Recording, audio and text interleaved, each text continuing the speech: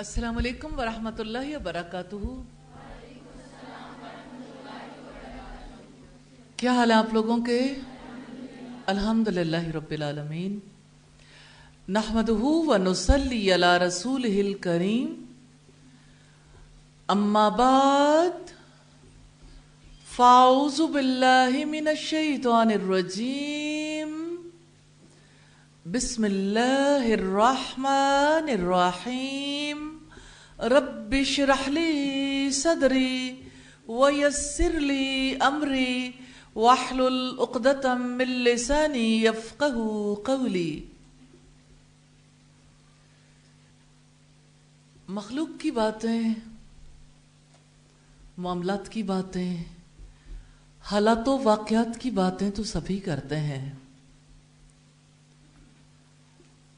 اللہ رب العزت نے اپنے آخری نبی کو یہ حکم دیا تھا، وَرَبَّكَ فَكَبِّرْ، اپنے رب کی بڑائی بیان کرو۔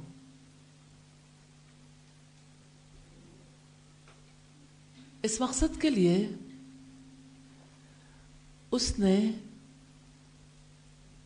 ہمیں یقین دلایا ہے کہ آپ کو یوں ہی یہ حکم نہیں دیا جا رہا کہ آپ اپنے رب کی بڑائی بیان کرو۔ اس مقصد کے لیے اس نے اپنی پاک کتاب نازل کی۔ اس نے فرمایا الرحمن علم القرآن، وسیع رحمت والے نے قرآن کی تعلیم دی ہے۔ خلق الانسان علمہ البیان، اس نے انسان کو پیدا کیا اور اسے بیان کرنا سکھایا ہے۔ یہ اس کی ذات کی رحمت ہے کہ اس نے بیان کرنا سکھایا، پھر ہم سے یہ مطالبہ کیا کہ ہم اس کی باتیں کریں، اس کی بڑائی بیان کریں۔ اسماء صفات کا کورس اسی مقصد کے لیے ہے کہ ہم اپنے رب کو سوچیں، اس کو یاد کریں، اسے یادوں میں بسائیں، ہم غور و فکر کریں، اور جس طرح اس نے اپنی ذات کا تعارف کروایا، ارد گرد کی کائنات سے اور اپنی ذات سے اس کی ذات کی صفات پر یقین کرنے کے قابل ہوں۔ غور و فکر راستہ ہے، اور اللہ پاک نے اس کا حکم دیا ہے۔ کتنے ہی مقامات پر کہیں اللہ رب العزت نے حکم دیا افلا تعقلون، کیا تم سمجھتے نہیں ہو؟ افلا تذکرون، کیا تم نصیحت حاصل نہیں کرتے؟ تمہیں کیا ہے؟ اس قرآن پر تم تدبر نہیں کرتے؟ کیا تمہارے دلوں پر تالے پڑے ہوئے ہیں؟ اگر قلب کے اندر گنجائش ہے تو قلب اس کی طرف مائل کیوں نہیں ہوتا؟ اس دعا کے ساتھ اللہ تعالیٰ کی صفات کو دیکھیں گے کہ اللہ تعالیٰ ان صفات کو ہمارے لیے پوائنٹ آف ریفرنس بنا دے، اپنی طرف لوٹنے کے لیے، دعا کرنے کے لیے، اس کی رحمتوں کے حصار میں جانے کے لیے، اس کی پسند کے مطابق خود کو ڈھالنے کے لیے۔ دعا ہے رب جلیل و کریم سے کہ وہ ہمیں اپنی ذات کا ایسا گہرا شعور دے جس کی وجہ سے ہمارے دل اس کے ساتھ جڑ جائیں اور ہم اسی طرح زندگی گزارنے کے قابل ہو جائیں جس طرح سے اس کی چاہت ہے، جو ہماری فطرت کی ڈیمانڈ ہے۔ تو آج ہم دیکھیں گے اللہ تعالیٰ کے نام العظیم کو آیت الکرسی میں اللہ تعالیٰ نے اپنے عظیم نام کا تعارف کروایا ہے۔ وَهُوَ الْعَلِيُّ الْعَظِيمُ، وہی سب سے بلند، سب سے بڑا ہے، سب سے عظیم ہے۔ اللہ تعالیٰ کا نام العظیم اس کی عظمت، اس کی بڑائی کی طرف اشارہ کرتا ہے۔ حقیقت یہ ہے نہ اس کے علم کی کوئی حد ہے، نہ اس کی بصارت کی کوئی حد ہے، نہ اس کی سماعت کی کوئی حد ہے، نہ اس کی خبر کی کوئی حد ہے۔ اس کی کبریائی، اس کی بڑائی کا ہم اندازہ نہیں کر سکتے۔ ہاں، کسی حد تک کوشش کر سکتے ہیں۔ اللہ تعالیٰ کے اس مبارک نام کا تعلق اس کے عرش سے بھی ہے، جیسا کہ سورہ التوبہ کی آیت نمبر 129 میں رب العزت فرماتے ہیں وَهُوَ رَبُّ الْعَرْشِ الْعَظِيمِ، اور وہ عرش عظیم کا رب ہے۔ تو اللہ تعالیٰ کی عظمت کے بارے میں اندازہ لگانا انسانی عقل کے بس میں نہیں ہے، لیکن اس کے آگے جھکتے ہوئے، اس پر کامل یقین رکھتے ہوئے ہم اس کے آگے سر بسجود ہوتے ہیں۔ یہ اس کی ذات کی رحمت ہے کہ اس نے اپنی عظمت کے احساس کو، شعور کو لفظوں میں ہمارے رکوع میں رکھنے کا حکم دیا۔ ہر بار ہم جب نماز میں رکوع کرتے ہیں تو نبی صلی اللہ علیہ وسلم کے سکھائے ہوئے طریقے کے مطابق ہم کہتے ہیں سبحان ربی العظیم، پاک ہے میرا رب عظمت والا، وہ جو بے حد عظیم ہے وہ پاک ہے۔ ہاں، اس کی ذات میں کوئی نقص نہیں، وہ عظیم ہے۔ عظمت اسی کو کہتے ہیں، اس کا نقص سے پاک ہونا اس کی عظمت کو ثابت کرتا ہے۔ اس کے احکامات ہر قسم کے نقص سے پاک ہیں، اس کے احکامات عظیم ہیں۔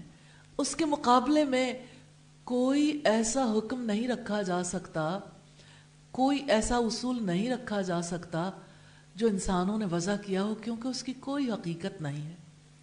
سوچیں، جنہوں نے سفاک قاتلوں کے لیے اور سفاک زانیوں کے لیے کوڑوں کی سزا پر اعتراض کیا تھا، رجم کی سزا پر اعتراض کیا تھا، آج وہ خود مطالبہ کرتے ہیں ایسی سزا دی جائے معصوم بچیوں کے ساتھ زیادتی کرنے والوں کو کہ جس کی وجہ سے صرف ایک بار جان نہ نکلے، تکلیف کی شدت کو وہ محسوس کیے بغیر دنیا سے نہ جائے۔ تو مجھے یہ بتائیے، شادی شدہ زانی کی جو سزا ہے، کیا اس سے بڑھ کر کوئی سزا ہو سکتی ہے؟ گڑھے میں کھڑا کرو، پتھر مارو، سارے ماریں، بھاگنے نہ دیں۔ گڑھا کھدوایا ہی اس مقصد کے لیے۔ جب انسان کو پتھر پڑتے ہیں نا، خون کے فوارے ابلتے ہیں، وہ تڑپتا ہے، بھاگنا چاہتا ہے، بھاگ نہیں سکتا۔ ہر کوئی پتھر مارتا ہے، باتوں کے پتھر تو سارے مار لیتے ہیں، لیکن اللہ پاک کا جو قانون ہے وہ عظیم ہے، وہ انسانی فطرت کے مطالبات کا جواب ہے۔ اور اگر کوئی غیر شادی شدہ ہو تو ایک کوڑا نہیں، دو نہیں، 100 کوڑے مار کر اس کی پیٹھ ادھیڑ دی جائے، تاکہ آئندہ کوئی ایسی بری حرکت کرنے کے بارے میں سوچ بھی نہ سکے۔ اس کے احکامات عظیم ہیں، اس کی کتابیں عظیم ہیں، جو زندگی کے لیے انسٹرکشن مینول کی حیثیت رکھتی ہیں۔ وہ کتابیں جس میں پچھلی قوموں کے حالات بھی ہیں، جس میں احکامات بھی ہیں، جس میں آئندہ آنے والے دور کے معاملات بھی ہیں، ان کے بارے میں خبریں ہیں، پیشین گوئیاں بھی ہیں۔ اس کتاب میں رب العزت کی صفات بھی ہیں۔ یہ کتاب کیسی ہے؟ ایک ہی وقت میں انسان کی ساری مانگوں کا جواب ہے۔ ایسی کوئی کتاب نہیں ہے جس میں کوئی ڈاؤٹ نہ ہو. لکھنے والے کو ہی ڈاؤٹس ہو جاتے ہیں، اسی لیے اگلے ایڈیشن میں کچھ اور چینجز کر دی جاتی ہیں. یہ کتاب ہے جس میں کوئی شک نہیں. یہ وہ کتاب ہے، باطل نہ اس کے آگے سے آ سکتا ہے نہ اس کے پیچھے سے آ سکتا ہے. یہ کتاب ہے جس میں سینکڑوں برس گزر جانے کے باوجود کوئی تبدیلی نہیں آئی. یہ عظیم کتاب اس رب عظیم کی جانب سے ہے جس کی ذات میں کوئی نقص نہیں، جس کی بات میں کوئی نقص نہیں. اس کی ذات حق، اس کی بات حق، اور اس نے جو رسول بھیجے وہ حق ہیں. انسانوں میں سے عظیم شخصیات کا اس نے انتخاب کیا جو معصوم عن الخطا تھے، جو اللہ تعالیٰ کے آگے سب سے زیادہ جھکنے والے، اس کے احکامات کے مطابق سب سے زیادہ اپنے آپ کو چلانے والے اور دوسروں کو چلانے والے تھے. اس کی ساری تعلیمات حق ہیں اور ساری تعلیمات عظیم ہیں. وہ زندگی کے کسی بھی شعبے، کسی بھی گوشے کے بارے میں ہے، ان تعلیمات کے مقابلے کی کوئی تعلیم نہیں ہے.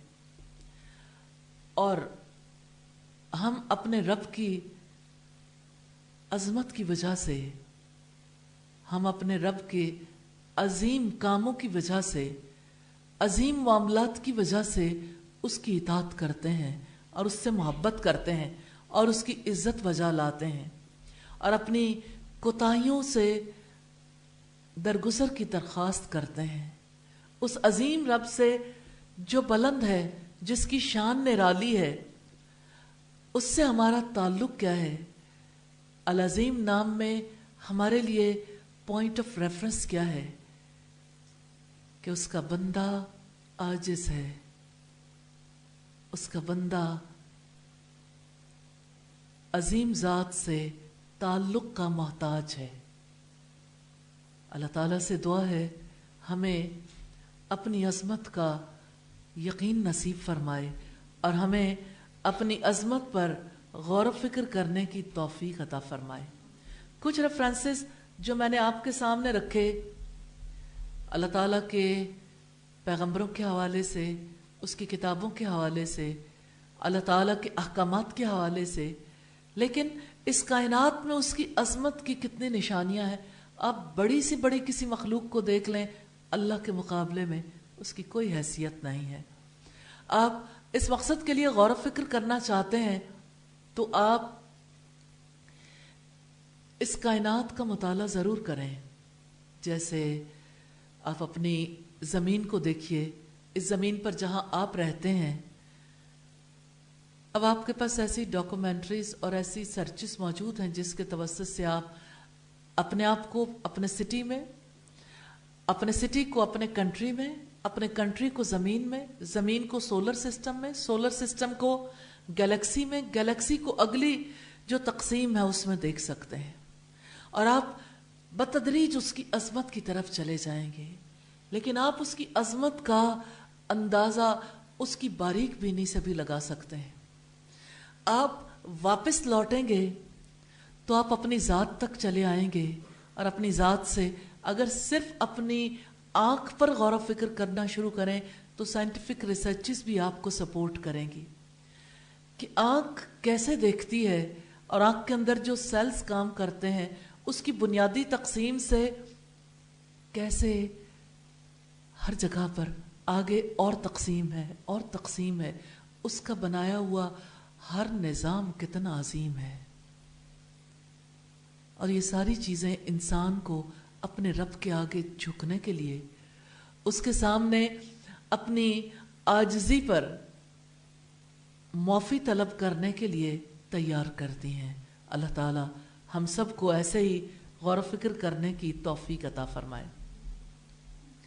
اللہ تعالیٰ کے خوبصورت ناموں میں سے ایک نام الباسط بھی ہے. اس کا مطلب ہے خیر کثیر عطا کرنے والا، یعنی وہ رب جو کشادگی پیدا کرتا ہے، کھلا عطا کرتا ہے، جس کی عطا کی کوئی لمٹ نہیں ہے. रब्बुल इज़्ज़त ने सूरा अल बकरा की आयत नंबर 245 में इसका इजहार किया है। जिस आयत को आप सोने से पहले पढ़ते हैं, आमनर रसूल, रसूल ईमान लाया है उसके रब की जनाब से जो उसकी तरफ नाजिल किया गया, और मोमिन भी सभी अल्लाह ताला पर, उसके फरिश्तों पर, उसकी किताबों पर और उसके रसूलों पर ईमान लाए हैं। उसके रसूलों में से हम किसी एक के दरमियान भी फर्क नहीं करते। और उन्होंने कहा, हमने सुना और हमने इताअत की, हम तेरी बख्शिश तलब करते हैं, ए हमारे रब तेरी ही जानिब लौट कर जाना है। अल्लाह ताला के नाम अल-बासित का जिक्र उमूमी तौर पर अल-काबिस के साथ आता है।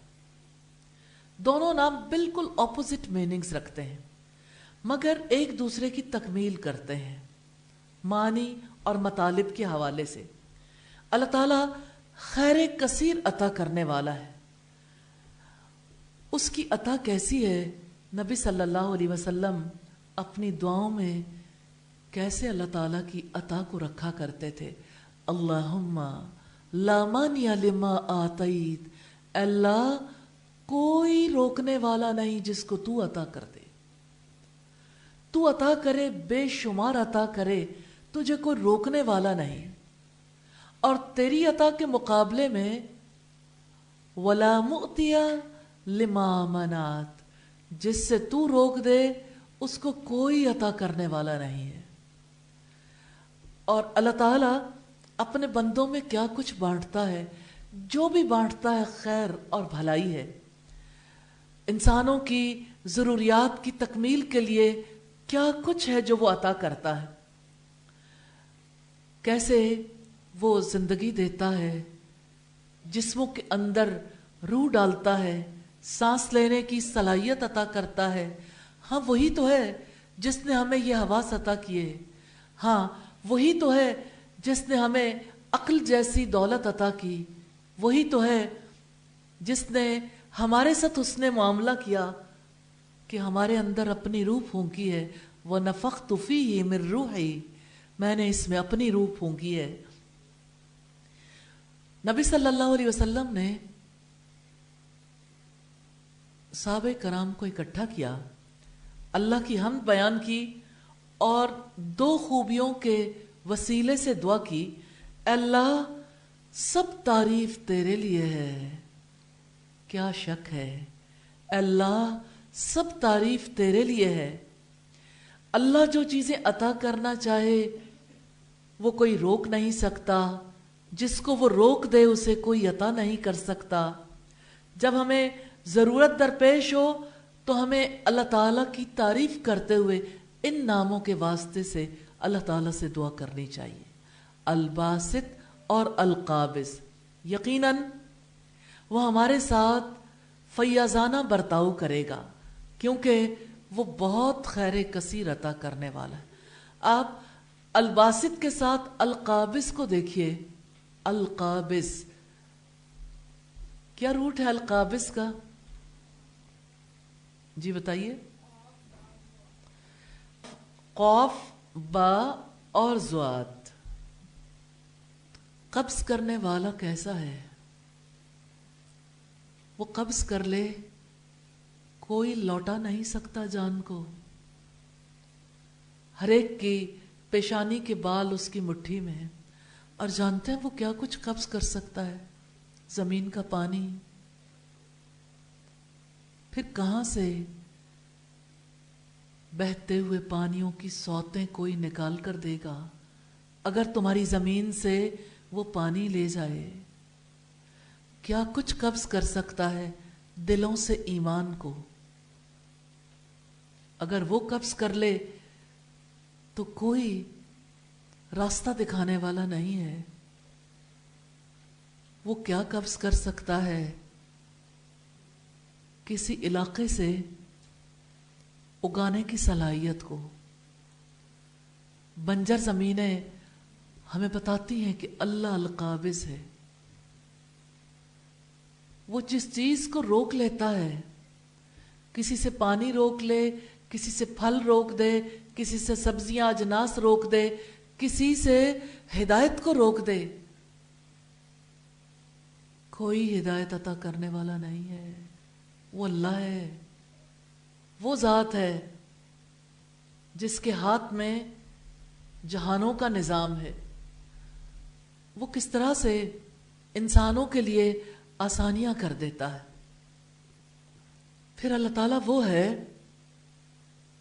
جس کی عطا اتنی کثیر ہے کہ اس نے فرمایا، نبی صلی اللہ علیہ وسلم کی وہ حدیث جس میں تذکرہ ملتا ہے کہ اللہ تعالیٰ نے فرمایا یا اللہ تعالیٰ فرماتا ہے، اسے حدیث قدسی کہتے ہیں، کہ اگر زمین کے سارے رہنے والے پہلے اور پچھلے سب ایک میدان میں اکٹھے ہو جائیں اور اللہ تعالیٰ سے طلب کریں، جن اور انسان مل کر سب کچھ طلب کریں، تو اس کے خزانوں میں اتنی کمی بھی نہیں آتی جتنی سمندر سے انگلی ڈبو کر نکالنے پر سمندر میں کمی آتی ہے۔ اللہ کے خزانوں میں کوئی کمی نہیں ہے، اس لیے وہ خیر کثیر عطا کرنے والا ہے۔ آپ کو کوئی خیر چاہیے اللہ تعالیٰ سے؟ کوئی خیر؟ کیا چاہیے اللہ تعالیٰ سے؟ جو مانگیں گے وہ دے گا، جس سے پناہ چاہیں گے وہ پناہ دے گا، ہر شر سے وہ بچانے والا، ہر خیر عطا کرنے والا ہے۔ اس لیے ہمیشہ تنگی کے موقع پر الباسط کو یاد رکھنا ہے کہ وہ خیر کثیر عطا کرنے والا ہے۔ آپ کو علم کثیر چاہیے تو دعا کر لیں، رب زدنی علما، اے میرے رب مجھے علم میں آگے بڑھا دے، میرے علم میں اضافہ کر دے۔ آپ کو رزق میں اضافہ چاہیے تو اس رب سے دعا کر لیں، اللہم ارزقنا، اللہ میں رزق عطا کر دے۔ آپ کو رشتوں کی محبت چاہیے، آپ کو زندگی گزارنے کے لیے وسیع رزق چاہیے، آپ کو اولاد کی بہتری چاہیے، آپ کو ماں باپ کی شفقت چاہیے، آپ کو زندگی کی کٹھنائیوں میں آسانیاں چاہیے، اتنی آسانیاں عطا کرے گا کہ کوئی مشکل نہیں رہ جائے گی۔ یقین کر لیں، آسانیاں اس کی پیدا کردہ ہیں، وہ آسانیوں کا مالک ہے، آسانیاں اس کی مٹھی میں ہے، جس کو چاہتا ہے آسانیاں عطا کر دیتا ہے۔ اس لیے اپنے رب کے ہوتے ہوئے کبھی گھبرانا نہیں ہے۔ مشکلات میں فیصلے اس کے، تقدیر اس کی، جب چاہے گا عطا کر دے گا، مانگتے ہوئے کبھی کمی نہیں کرنی انشاءاللہ تعالی۔ اللہ تعالیٰ کے خوبصورت نام الباطن کو دیکھیں گے۔ باطن با تو نون سے ہے، بطن پیٹ کو کہتے ہیں، چھپا ہوا ہے نا۔ الباطن کے معنی ہے چھپا ہوا۔ اللہ رب العزت نے فرمایا لا تدرکہ الابصار، نگاہیں اس کو پا نہیں سکتی، وہو یدرک الابصار، اور وہ نگاہوں کو پا لیتا ہے۔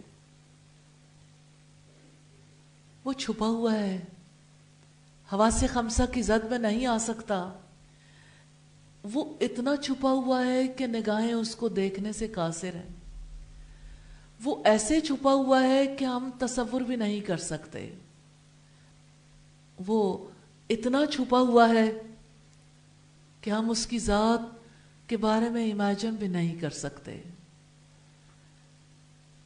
لیکن وہ الباطن ہونے کے باوجود الظاہر ہے، سب سے زیادہ ظاہر۔ وہ اس دنیا میں اپنی تخلیق سے ظاہر ہے، اس کی تخلیق میں خالق کو دیکھ لیں، چھپی ہوئی ذات کو اس کے نقص سے پاک اعمال سے دیکھ لیجئے، اس کے افعال سے دیکھ لیجئے۔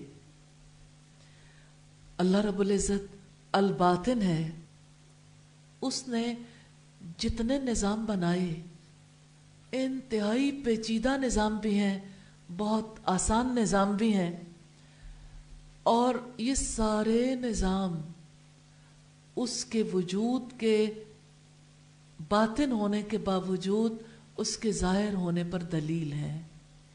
اللہ تعالیٰ نے جو کتابیں نازل کی، اللہ تعالیٰ نے جتنے دین دنیا میں بھیجے، وہ دین تو ایک ہی ہے جس سے مختلف ادیان لوگوں نے بنا لیے، اس کے وجود پر دلیل ہے، اس کی پہچان کا ذریعہ ہے۔ ہم اس کے دیے ہوئے کسی دین سے بھی اس کی ذات کا ٹھیک ٹھیک ادراک نہیں کر سکتے، کیونکہ ہماری آنکھیں اسے دیکھنے سے قاصر ہیں۔ اسی وجہ سے ہم اس مادی نظام میں رہتے ہوئے اس کے بارے میں صحیح تصور نہیں قائم کر سکتے۔ ہاں یہ ضرور ہے کہ اس کے بارے میں جانتے ہیں کہ وہ اپنے عرش پر مستوی ہے، لیکن اس کے باوجود اپنے بندوں سے بہت قریب ہے۔ اس نے فرمایا وَإِذَا سَأَلَكَ عِبَادِي عَنِّي، جب میرے بندے آپ سے میرے بارے میں سوال کریں فَإِنِّي قَرِيب، انہیں بتا دو میں ان کے قریب ہوں۔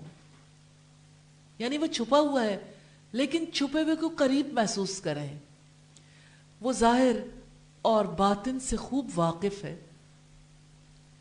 اس نے فرمایا سورہ قاف کی آیت نمبر 16 میں، بلا شبہ یقیناً ہم نے انسان کو پیدا کیا اور ہم ان کو جانتے ہیں جن کا وسوسہ ان کا نفس ان کے اندر ڈالتا ہے، اور ہم رگے جاں سے بھی زیادہ اس کے قریب ہیں۔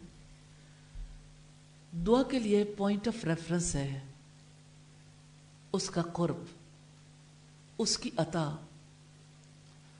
جو قریب ہے وہ دعائیں سنتا ہے، وہ دلوں کا حال جانتا ہے۔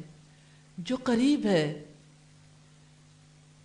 وہ اپنے قرب کی وجہ سے، سارے حالات سے واقف ہونے کی وجہ سے وہ سب کچھ عطا کر سکتا ہے جس کی ہمیں ضرورت ہے۔ اس سے دعا ہے ہمیں اپنی ذات کا ایسا قرب نصیب فرمائے جس کی وجہ سے دنیا کی کوئی اور چیز ہماری تمنا، ہماری طلب، ہماری خواہش نہ بن سکے۔ اس سے دعا ہے کہ ہمیں اپنے قرب والے کام کرنے کی توفیق عطا کر دے، اور قرب والے کاموں میں سجدہ، واسجد واقترب، سجدہ کرو اور قریب ہو جاؤ۔ تو اللہ کے نام الظاہر اور الباطن سے تعلق قائم کرنے کے لیے اس کے قرب کا احساس ضروری ہے، اور اس کے قرب کے لیے قرب والے کام کرنے ہیں۔ واسجد واقترب، سجدہ قرب عطا کرتا ہے، سجدے سے قریب ہو سکتے ہیں۔ صدقہ کر کے انسان اپنے رب کے قریب ہو جاتا ہے، کیونکہ صدقہ رب کے غضب کو بجھاتا ہے، نبی صلی اللہ علیہ وسلم کا فرمان ہے۔ دعا سے انسان اپنے رب کے قریب ہو جاتا ہے، کیونکہ دعا ہی تو اصل عبادت ہے، اور عبادت زندگی کا مقصد ہے۔ الدعاء هو العبادہ۔ قربت والے کاموں میں روزہ ہے، روزے کی حالت میں انسان اپنے رب کے زیادہ قریب ہوتا ہے، زیادہ اچھے طریقے سے اس کی ذات پر یقین کرنے کے قابل ہوتا ہے، کیونکہ روزے میں انسان بھوک، پیاس، تنہائی کے باوجود روزہ نہیں توڑتا۔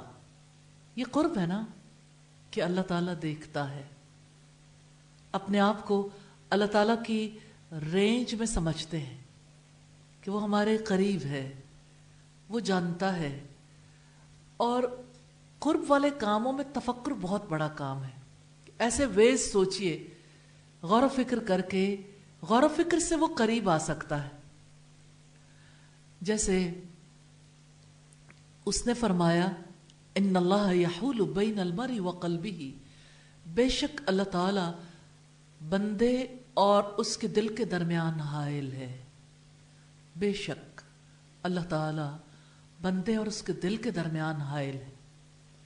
اللہ تعالیٰ اتنے قریب ہے کہ ہمارے دل میں سوچ بعد میں آتی ہے، اسے پہلے پتہ چل جاتی۔ آپ اس پر جتنا غور کریں گے، اور موقع پر غور کرنا، جب بھی آپ کے اندر کوئی خیال آئے اور آپ کے دل میں یہ بات آئے، اللہ تعالیٰ کو پتہ ہے، یہ چیز آپ کو تقوی کے اعلیٰ معیار تک لے جائے گی انشاءاللہ۔ پھر آپ دیکھیے کہ اس نے اپنے قرب کا تصور دلایا، نحن اقرب الیہ من حبل الورید، ہم اس کی رگے جاں سے بھی زیادہ اس کے قریب ہیں۔ اسی طرح سے نوافل کے ذریعے سے اس کے قریب ہو سکتے ہیں، جیسا کہ نبی صلی اللہ علیہ وسلم نے ارشاد فرمایا، اللہ تعالیٰ کے فرمان کو واضح فرمایا کہ اللہ تعالیٰ فرماتے ہیں لا یزال عبدی یتقرب الی بالنوافل، میرا بندہ برابر نفل عبادات کے ذریعے سے میرا قرب تلاش کرتا رہتا ہے، حتیٰ کہ میں اس کے کان بن جاتا ہوں جن سے وہ سنتا ہے، اس کی آنکھیں بن جاتا ہوں جن سے وہ دیکھتا ہے، اس کے ہاتھ بن جاتا ہوں جن سے وہ پکڑتا ہے، اس کے پاؤں بن جاتا ہوں جن سے وہ چلتا ہے۔ لا یزال عبدی یتقرب الی بالنوافل۔ پھر نوافل پڑھنے والے کس طرح قریب ہونے کی کوشش کرتے ہیں؟ اس قرب کو واقع معراج میں آپ تلاش کر سکتے ہیں۔ جب نبی صلی اللہ علیہ وسلم معراج کے لیے گئے تو آپ نے جنت میں اپنے آگے آگے حضرت بلال کے قدموں کی چاپ سنی۔ پھر جب آپ واپس تشریف لائے، آپ نے حضرت بلال سے پوچھا کہ آپ ایسا کیا کام کرتے ہو؟ تو حضرت بلال نے کہا کہ میں جب بھی وضو کرتا ہوں تو 2 ایسی رکعتیں پڑھتا ہوں جس میں میرے دل میں کوئی خیال نہیں ہوتا، یعنی اللہ کی ذات کے سوا، خالص کر کے میں 2 رکعت نماز ادا کرتا ہوں۔ لا یزال عبدی یتقرب الی بالنوافل۔ نوافل سے اخلاص سیکھیں، نوافل سے فوکسڈ ہونا سیکھیں کہ اپنے دل کو خالی کر کے کیسے اپنے رب کی طرف متوجہ ہو سکتے ہیں، اور اس کے لیے تحیت الوضو بہت ہیلپ کر سکتے ہیں۔ پھر نوافل میں جیسے تہجد کے نوافل ہیں، چاشت کے نوافل ہیں، اسی طرح سے جب کبھی کوئی مصیبت پریشانی ہو، نبی صلی اللہ علیہ وسلم 2 رکعت نماز ادا کرتے تھے اور فیض آؤٹ ہو جاتے تھے، یعنی اس پریشانی سے نکل آتے تھے، کیونکہ رب کا قرب انسان کو ہر تکلیف، ہر غم، ہر پریشانی سے بچا لیتا، انسان صبر کرنے کے قابل ہو جاتا ہے نا۔ اور اللہ پاک نے فرمایا ان اللہ مع الصابرین، بے شک اللہ صبر کرنے والوں کے ساتھ۔ تو آپ قرب کے اعمال پر، قرب والے اعمال پر غور کریں گے تو انشاءاللہ تعالی اللہ کے قرب والے اعمال انجام دے کے اس کے قریب ہو جائیں گے، اور اس کے چھپے ہوئے ہونے کے باوجود گہرا تعلق بنا لیں گے انشاءاللہ۔ اس کا حل یہی ہے۔ کوئی سوال کرنا چاہیں تو آپ سوال ضرور کیجئے۔ جی، خود ہی تنگ کر لیتے ہیں نا، الباسط اور القابض کس کو سمجھتے ہیں؟ اس کے لیے نا اللہ تعالیٰ سے دعا کرنے کی ضرورت ہے۔ اس میں کوئی شک نہیں کہ جب انسان کے بہت سے کام ہوتے ہیں تو اس کے لیے مشقت بہت ہوتی ہے، اسے تکلیف بہت ہوتی ہے کہ اچھا ٹائم تو اتنا ہی ہے، اب نوافل پڑھوں تو جو یاد کرنے والا ہے، جو علم کا سلسلہ ہے وہ جاتا ہے، اور اگر میں وہ یاد کروں تو نوافل جاتے ہیں، پھر کیا کروں؟ تو ان کو ایک دوسرے کے ساتھ اس طرح اٹیچ نہ کر دیں کہ ایک کا ٹائم دوسرے میں جائے، دوسرے کا پہلے میں جائے۔ کچھ اور چیزیں ہیں جہاں کٹ لگانے کی ضرورت ہے۔ مثلا آپ جب ایسے اوقات میں جہاں پہ آپ کا کوئی پروڈکٹیو کام نہیں ہے، ایسے بہت سارے اوقات ہوتے ہیں، ان اوقات میں اگر وہ وقت ایسا ہے جس میں آپ کچھ پڑھ سکتے ہیں تو اس وقت کچھ پڑھ لیجئے۔ اگر ایسے اوقات میں جہاں پہ آپ بالکل فری ہیں لیکن آپ کو لگتا ہے کہ سفر کے دوران کیسے کچھ پڑھا جا سکتا ہے، سفر چاہے یہاں سے اپنے گھر تک کا ہو، ان اوقات کو بھی علم کے حصول کے لیے ضرور آپ ان سے فائدہ اٹھائیں۔ اور آپ جس وقت ٹائم کو مینج کر لیتے ہو، اس وقت میں نے فلاں کام کرنا ہے، اس وقت فلاں کام کرنا ہے، تو آپ دیکھو گے کہ آپ کے لیے ایک بھی چیز نہیں بچے گی جو آپ کے تہجد کے راستے میں حائل ہو جائے، لیکن پھر بھی آپ کے پاس وقت ہوگا، پھر اس وقت میں مزید ریوائز کر لیں انشاءاللہ۔ تو آپ ہمیشہ وقت کے چھوٹے ٹکڑوں سے فائدہ اٹھائیں۔ یہ آپ کے لیے لانگ لاسٹنگ طریقہ کار ہوگا انشاءاللہ تعالی، یعنی ہمیشہ رہے گا جب تک آپ حیات ہیں. کیونکہ انسان کے وہ اوقات جس کو اس نے علم کے لیے مختص کر رکھا ہے اس میں تو انسان لمبا ٹائم دے لیتا ہے، لیکن جب دوبارہ اپنے زندگی کی روٹین میں واپس جاتا ہے تو پھر اس کے پاس کچھ بھی نہیں ہوتا، کیونکہ اسے لگتا ہے لمبا وقت لگاؤں گا تو علم حاصل کر سکوں گا، اور اب میرے پاس لمبا وقت نہیں ہے. تو آپ وقت کے چھوٹے چھوٹے حصوں سے فائدہ اٹھائیں. 5 منٹ ہے، کیا 5 منٹ میں آپ ایک رکوع ریوائز کر سکتے ہیں؟ تو دن میں سچ سچ بتائیے گا کتنے 5 منٹ آتے ہیں؟ بہت. آپ کے پاس 3 منٹ کا بھی کوئی ٹائم آ جائے گا، کوئی 2 منٹ کا ٹائم بھی آ جائے گا، تو آپ نے یہ طے کر لینا ہے کہ میں نے، جب آپ کے اندر ایک لا لگی ہوئی ہوگی نا تو آپ کے لیے بہت آسانی ہو جائے گی انشاءاللہ تعالی، پھر مشکل نہیں ہوگی. اور نوافل سے محبت کریں، نوافل سے، کیونکہ نوافل تو وہ پڑھ سکتا ہے جس کا یہ ٹارگٹ ہو کہ اللہ کے قریب ہونا ہے. تو آج تو آپ کو پتہ چلا کہ اللہ کا قرب تلاش کرنا ہے، اور قرب تلاش کریں گے اس جہان میں اس سے تعلق کا ذریعہ ہی ہے کہ دیکھ تو نہیں سکتے، اس کا قرب محسوس کر سکتے ہیں. جب آپ صبر کریں تو کیا آپ اس وقت اس کا قرب محسوس کرتے ہیں؟ ان اللہ مع الصابرین، بے شک اللہ صبر کرنے والوں کے ساتھ ہے. اللہ تعالیٰ متقیوں کے ساتھ ہے، احسان کرنے والوں کے ساتھ ہے. ان خصوصیات کو اپنے اندر پیدا کیجئے جن کی وجہ سے اللہ کا قرب ملتا ہے. انشاءاللہ اس کی وجہ سے آپ کی پوری زندگی کا نقشہ بدل جائے گا انشاءاللہ. اور وقت میں برکت تو دینے والا وہ ہے، اس لیے اس سے طلب کریں، انشاءاللہ اللہ تعالیٰ کی رحمت ہوگی. سبحانک اللہم و بحمدک نشہد ان لا الہ الا انت نستغفرک و نتوب الیک. السلام علیکم ورحمۃ اللہ وبرکاتہ.